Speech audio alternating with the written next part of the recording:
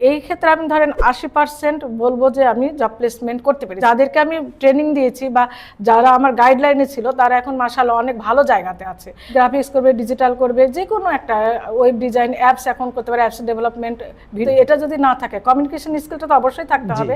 Communication স্কিলটার সাথে সাথে IT স্কিলটা অবশ্যই থাকতে হবে। এই সেক্টর কিন্তু ধৈর্যটা মাস্ট। এআই কিন্তু গ্রাফিক্স খেয়ে নিতে পারবে না। হ্যাঁ, কারণ ভিডিও এডিটিং এখন খুব ভালো চলছে, ভিডিও করে রিলস করেও অনেক আর্নিং করছে। আইটিটা জানতেই হবে, তা না হলে সে নিজের কাজও করতে পারবে না। প্রিয় দর্শক, আসসালামু আলাইকুম। বিজনেস একটু কঠিন বিষয়, আর উদ্যোক্তা জীবন একটু কঠিন জীবন। আর সেটা যদি হয় আইটি উদ্যোক্তা, তাহলে তো বিষয়টা আরেকটু জটিল। এই জটিল বিষয়টিকে সহজ অথবা নিজের মধ্যে আত্মস্থ করে নিয়েছেন রাজশাহীর একজন মহিলা উদ্যোক্তা এবং তিনি আইটি উদ্যোক্তা, জনাব নীলাপা। নীলাপা, আপনাকে স্বাগতম আমাদের সাথে। আপনাকেও ধন্যবাদ ভাইয়া আমাকে কাস্ট করার জন্য। আপা, প্রথমে জানতে চাইবো এই উদ্যোক্তা এবং আইটি উদ্যোক্তা এই কঠিন একটা বিষয়, আর এর ভিতরে আপনি কিভাবে ঢুকলেন বা আপনার যাত্রাটা শুরু হলো কিভাবে? আইটিতে আমার যাত্রা শুরু হয় আসলে 2007 সাল থেকে। হ্যাঁ, আচ্ছা। যখন আর্মিরা হলো অ্যাড দিয়েছিল যে কম্পিউটার অন অফ করা জানলে তারা ট্রেনিং দিয়ে কাজে লাগাইতে পারে। এত সুযোগ আর কোথায় থেকে আসে? তো যা হোক, এক ফ্রেন্ডের কম্পিউটার নিয়ে একটু শেখা আর কি। তারপরে এই যে স্বপ্ন শুরু হলো, আর ল্যাপটপ থেকে আর বের হয়নি। মনে হয় এটা জাদুর বাক্স। যখন শুরু করেছিলাম আমার কাছে মনে হতো এটা জাদুর বাক্স, এটা থেকে বের হওয়া যাবে না। আচ্ছা, যখন শুরু করছিলেন তখন স্পেশালি যদি মেয়েদের কথা বলি, মেয়েদের তো বিজনেস বা কাজের ক্ষেত্রে কিছুটা বাধা, সামাজিক বাধা থাকেই, বা কখনো কখনো কিছু ক্ষেত্রে পরিবারের বাধাও থাকে। তো পরিবার বা সমাজ থেকে আপনি শুরুর দিকে কোনো বাধা পেয়েছেন কিনা? না, আমার পরিবার থেকে আসলে আমাকে কোনো কাজে বাধা দেয় নাই। তারা জানতো যে আসলে যেটা চিন্তা করছি সেটা যদি বাস্তবে প্রতিফলিত হলো, না হলে আমি ওখান থেকে কুইট করব খুব দ্রুত। তো ফ্যামিলি থেকে হয়তো আমাকে ওইভাবে অতটা ইয়ে করে না, কিন্তু আমি তো আসলে একটা সিওর চেয়ারে তো হুট করে এসে বসি নাই। হ্যাঁ, জব করেছি, অনেক কিছু করেছি, যা হোক চাকরি করেছি অনেক জায়গায়, আইটি ফার্মে চাকরি করেছি। একসময় সব বস তো আর ভালো পাওয়া যায় না। একসময় এক বসের ব্যবহারে আমার এত খারাপ লেগেছিল, তো রুম থেকে বের হয়ে এসে নিজেই বলেছিলাম দেখা হবে চেম্বার অফ কমার্সে। তো অবশ্যই ওনার সাথে আমার ওখানেই দেখা হয়েছে। আচ্ছা, মানে আপনার ভিতরে থেকে একটা জেদ থাকতে হবে, জেদ থেকে এবং হলো আগ্রহ থাকতে হবে। এটা না থাকলে আসলে বড় হওয়া যায় না। আচ্ছা, আবার দীর্ঘদিন আপনি ট্রেনিং প্রতিষ্ঠান, আইটি, ফ্রিল্যান্সিং ইত্যাদি বিষয় নিয়ে আছেন। রাজশাহীর জব মার্কেটের সবথেকে বড় ঘাটতি কি বলে আপনি মনে করেন? আসলে আমরা রাজার দেশের লোক, তো রাজশাহীর রাজার এলাকার লোক, আমরা আসলে পরিশ্রম করতে চাই না। সবচেয়ে আমরা কিন্তু রাজশাহীর লোক অর্থনৈতিকভাবে অবশ্যই সচ্ছল, তা না হলে আমরা কেন জব করতে যাই না বা কোনো কিছু করতে যাই না, তাই না? তো আসলে আমাদের আগ্রহটাই কম। আমাদের রাজশাহীর ছেলেমেয়েরা যদি নিজেরা চেষ্টা করে অনেক কিছুই করতে পারবে, তাদের মধ্যে আগ্রহটাই অনেকটাই কম। আগ্রহটা কেন কম? পরিবার থেকে? পরিবার থেকে, ফ্যামিলি। আমাদের সবচেয়ে বড় বাধা হয় আমাদের ফ্যামিলি, আমাদেরকে বাইরে যেতে দেয় না। রাজশাহীর বাইরে যাওয়াই যায় না, আমরাও ইচ্ছা করলেও যেয়ে থাকতে পারি না অন্য জায়গায়। আরেকটা হচ্ছে আমাদের কিন্তু সবারই 2-3 তলা, এখন না 4-5-10 তলা বাসা থাকে। তো বাবা যেহেতু বাড়ি করে দিয়েছে, ভাড়া দিয়ে আমরা যা খাই তা অন্য জেলার লোক খাইতে পারে না। রাজার শরীর আমাদের ভিতরে আছে। আচ্ছা, আপনি দীর্ঘদিন ধরে আইটি ট্রেনিং এর সাথে জড়িত। আপনার হাত ধরে বহু স্টুডেন্ট ট্রেনিং প্রাপ্ত হয়েছে, এবং তাদের যারা ট্রেনিং নিয়েছে তাদের মধ্যে জব পাওয়ার হারটা কেমন, এটা যদি একটু বলতেন।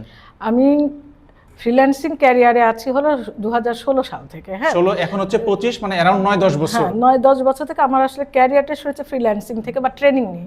তো এই ক্ষেত্রে আমি ধরেন 80% বলবো যে আমি জব প্লেসমেন্ট করতে পেরেছি ট্রেনিং দেওয়ার পর। 100% হয় না কখনো, 80%। এবং যাদেরকে আমি ট্রেনিং দিয়েছি বা যারা আমার গাইডলাইনে ছিল তারা এখন মাশাআল্লাহ অনেক ভালো জায়গাতে আছে।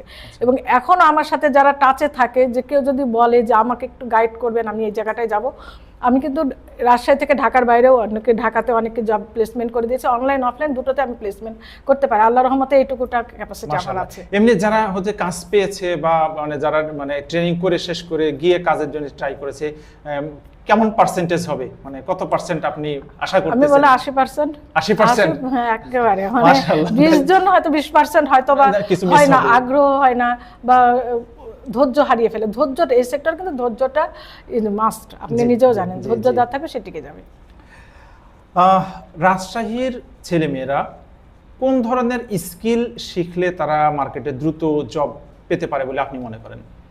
আইটি স্কিল তো অবশ্যই, হ্যাঁ, সেটা গ্রাফিক্স হতে পারে, ডিজিটাল মার্কেটিং হতে পারে, ওয়েব ডিজাইন ডেভেলপমেন্ট হতে পারে, বর্তমানে অ্যাপসটা খুব ভালো চলছে, ভিডিও এডিটিং চলছে, হ্যাঁ, তারপরে অ্যানিমেশন যেটা 2D 3D, তারপরে হলো আচ্ছা, যারা অর্থাৎ এইভাবে যদি আমরা বলি যে যারা হচ্ছে আইটিতে পড়াশোনা করছে, সিএসসি করতেছে, তারা যেভাবে শিখতেছে সেটা শিখুক, কিন্তু কেউ যদি আইটির মানে নর্মাল সিএসসির বাইরে থেকে জেনারেল লাইনের একটা ছেলেও যদি আইটিতে কাজ করতে চায়, তাহলে আপনি যে যিনি বিষয়গুলোর কথা বললেন অর্থাৎ গ্রাফিক্স ডিজাইন, তারপরে ডিজিটাল মার্কেটিং, ভিডিও এডিটিং, এই বিষয়গুলো শিখলে তারা মার্কেটে দ্রুত জব পেতে পারে 100%।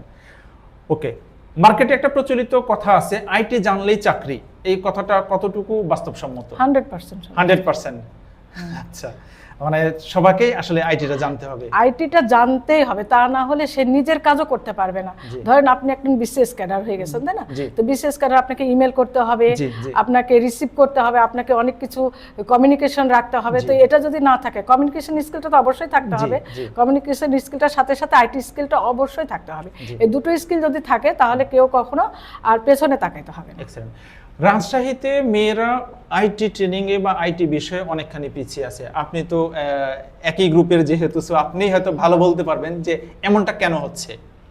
আসলে মেয়েরা রিস্ক নিতে চায় না, টেকনোলজির দিকে তারা আসতে চায় না। আর রাজশাহীর মেয়েরা তো আরও রিল্যাক্সে থাকে, এতে তারা চিন্তা করে যে একটা সার্টিফিকেট কিছুটা হয়ে গেলে আসলে ক্যারিয়ার নিয়ে চিন্তা না করে সংসার লেভেলটা বেশি চিন্তা করা। এটা ফ্যামিলিও বলে, তুমি মেয়ে তোমার সংসারে যেতে হবে, তুমি মেয়ে তোমার সংসারে যেতে হবে, তো ভাবে যে কমফোর্ট জোন ওটাই। আচ্ছা, রাজশাহীতে মানে মেয়েদের জন্য আসলে আইটি ফিল্ডটা কেমন সম্ভাবনাময় এবং কেমন নিরাপদ, আপনি কি বলেন? আইটি অনেক সম্ভাবনাময়, মেয়ে হোক ছেলে হোক সবার জন্য। মেয়েদের জন্য আরো ভালো, রিস্কি কম, বাসায় বসে কাজ করতে পারবে। তবে এটা হলো ইউজফুল হতে হবে, আমি কিন্তু বিপথেও চলে যেতে পারি। এটা সঠিক গাইডলাইন না পেলে আপনার মেন্টর যে থাকবে, যারা ওকে ইয়ে করবে, এই সেক্টরগুলো নেগেটিভ পজিটিভ দুটোই কিন্তু তাকে দেখাইতে হবে। যদি আপনি নেগেটিভ পজিটিভ না জানেন তাহলে কিন্তু এই মেয়েদের আরো বিপথে যাওয়াটা হলো যে তারা ওই অনলাইনের ভেতরে প্রতারিত হচ্ছে বেশি। কিছুদিন আগে আমার সাথে এরকম একটা ঘটনা আমি নিজে হলো মানে সম্মুখীন, আমি এটা মনে করেন ফেস করলাম একজনের লাইফ নিয়ে আর কি। আচ্ছা, ওকে। রাজশাহীর স্টুডেন্টরা অনেকে ডিগ্রি আছে, হ্যাঁ, কিন্তু ডিগ্রি থাকার পরেও তারা হচ্ছে জব পাচ্ছে না, এটার কারণ কি? ডিগ্রি তো ভাইয়া হলো মাস্টার্স করেন, ম্যাট্রিক পরীক্ষা থেকে আপনি মাস্টার্স পর্যন্ত যদি ধরেন 7-8 বছর কিন্তু আমরা এডুকেশনে ইয়ে করে দিচ্ছি। হ্যাঁ, এডুকেশনে করার পরে তখন আমরা হলো কোচিং সেন্টারে যে চাকরির জন্য পড়ছি, সরকারি চাকরির জন্য। তো কয়জন সরকারি চাকরি পাচ্ছি। তো আমার কথা হচ্ছে যে মাস্টার্স করেন, সবই করেন, আমাদের শিক্ষাগত যোগ্যতাও লাগবে, তার সাথে সাথে আপনার যদি অন্য কোনো স্কিল না থেকে আপনি কোথাও জব পাবেন না। কারণ সবাইকে তো আপনার মাস্টার্স করার দরকার নেই। আমার কাছে মনে হয় আপনার যদি মনে করেন 2 পয়েন্ট পেয়েছেন, 3 পয়েন্ট পেয়েছেন, তাহলে আপনি অতদূর না যে কুইট করেন, কয়েক বছর 2-1 বছর নিজে স্কিল করে নেন, নিজেকে একটা ভালো জায়গায় নিয়ে যান, দেন তারপরে আপনি ওই মাস্টার্সটা করেন, কিন্তু আপনাকে আর্নিংটা দেখেন আর কি, আর্নিংয়ে ফোকাস করেন। ওকে, অর্থাৎ হচ্ছে মানে আপনার বক্তব্য হচ্ছে যে আমি লেখাপড়ায় অতটা ভালো করতে পারতেছি না অথবা আমার সমস্যা মনে হচ্ছে, তাহলে আমি যে কোনো একটা স্কিল শিখে আমি জব ফিল্ডে ঢুকে যাব এবং আমি আমার সুবিধা মতো পরবর্তী ডিগ্রিগুলো আবার আমি নিয়ে নিব, কিন্তু সেটা পরে। হ্যাঁ, আগে হচ্ছে আমি অলরেডি কাজ বা জব ফিল্ডের ভিতরে আমি ঢুকে যেতে হবে। Excellent, excellent, excellent. Okay, freelancing যারা শুরু করতে চায়, স্পেশালি রাজশাহীর মার্কেটের কথাই বলবো, যে যারা ফ্রিল্যান্সিং শুরু করতে চায় তারা কোন কোন স্কিল দিয়ে শুরু করতে পারে বা তার কোন স্কিলগুলো থাকা দরকার বলে আপনি মনে করেন? আইটি স্কিল যেগুলো আছে সবই তাদের থাকা ভালো, কিন্তু সবাই স্পেসিফিকভাবে যে কোনো একটা করলেই হবে। যেমন কেউ যদি গ্রাফিক্স করতে চায়, এআই কিন্তু গ্রাফিক্স খেয়ে নিতে পারবে না, হ্যাঁ, কারণ কাজে ক্রিয়েটিভ জিনিস আছে। হ্যাঁ, তার হচ্ছে কি গ্রাফিক্স করবে, ডিজিটাল করবে, যে কোনো একটা ওয়েব ডিজাইন, অ্যাপস এখন করতে পারে, অ্যাপস ডেভেলপমেন্ট, ভিডিও এডিটিং এখন খুব ভালো চলছে, ভিডিও করে রিলস করে অনেক আর্নিং করছে, তাই না? তাহলে করতেই হবে, যে কোনো একটা স্কিল করে নিলে সে ওখানে প্লেসমেন্ট ভালো জায়গায় ফ্রিল্যান্সিং করতে পারবে। অর্থাৎ যে কোনো একটা স্কিল তার অন্তত জানতেই হবে, আর হলো যে কমিউনিকেশন স্কিলটা তো সাথে থাকতেই হবে। ওকে, আপা মেট্রো রেল আইটি নিয়ে আপনি দীর্ঘদিন ধরে কাজ করে যাচ্ছেন এবং আপনার হাত ধরে বহু ছেলে পেলে তাদের অনেকে ফ্রিল্যান্সার হয়েছেন, অনেকে জব ফিল্ডে আছেন। তো এই আপনার মেট্রো রেল আইটি নিয়ে যদি একটু সংক্ষেপে আপনাদের কার্যক্রমটা বলতেন। মেট্রো রেলটি মেনলি হলো ট্রেনিং সেন্টার। তো এই জায়গাতে আমরা স্টুডেন্টদের হলো স্কিল ডেভেলপমেন্ট করে থাকি। আমাদের হলো অ্যাপস ডেভেলপমেন্ট আছে, 3D 2D আছে, তারপরে ভিডিও এডিটিং আছে, গ্রাফিক্স আছে, ডিজিটাল মার্কেটিং আছে, মানে আইটি যত ট্রেনিং আছে আমরা সবই দিয়ে থাকি।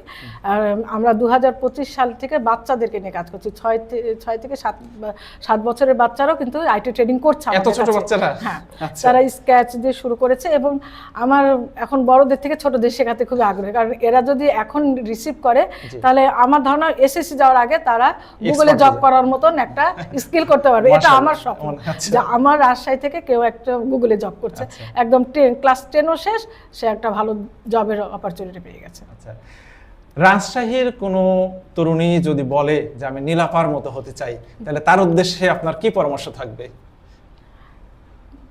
নীলাপা আসলে নীলাপা তো একদিনে হয় নাই। আমি শুরুতেও বললাম যে আসলে আমি জব করেছি, দেন তারপরে আমি একটা প্রতিষ্ঠান দিয়েছি আর কি, চলছে আমার প্রতিষ্ঠানটা। তো আমি তো আর কয়েকদিন চলতে পারবো, তাই না? বয়স তো আমারও হবে। তো আমি চাই যে হলো জায়গাটা পুরো ফাঁকা আছে, একদম ফাঁকা, নিট অ্যান্ড ক্লিন। যে ইচ্ছা করবে আসবে, আমার পরামর্শ নিতে পারবে। এবং তাকে আমি বলেছি আমার আইটিতে হলেও সে যদি ইন্টার্নশিপ করে বলে যে আমি আপনার সাথে সাথেই থাকবো, সে থাকতে পারে, কোনো সমস্যা নেই।